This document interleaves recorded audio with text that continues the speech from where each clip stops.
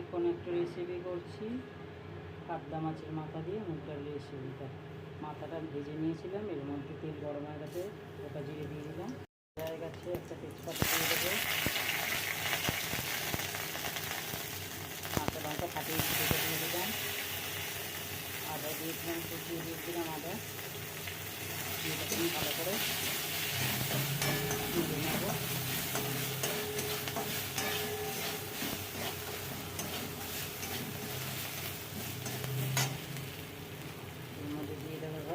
মুগ ডাল সেদ্ধ করে রেখে সেটা দিয়ে দিলাম। মুগ ডালটা ভিজিয়ে নিয়েছিলাম, এবার হলুদ দিয়েছি পরিমাণ মতন, মুগ ডালটাকে ভেজে নেব।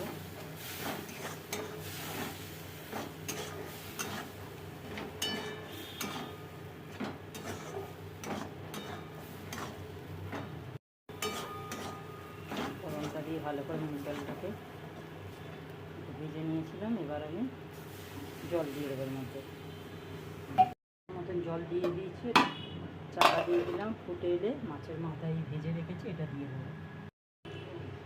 ফুটতে দিয়েছিলাম, আমি দেখে নেবো এটা ফুটে এসেছে আলুটা।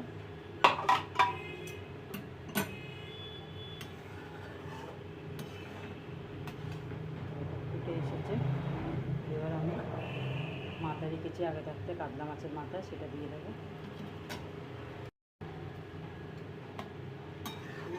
মাথাটা দিয়ে ভালো করে ফুটিয়ে নেব।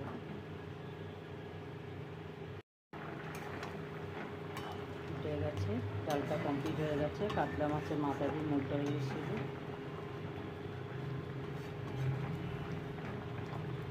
এবার এটা আমি একটা পাত্রের মধ্যে ঢেলে নেব।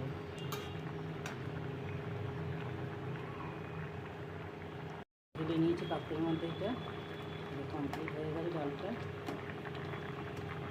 এবার গ্যাসটা আমি অফ করে দেবো।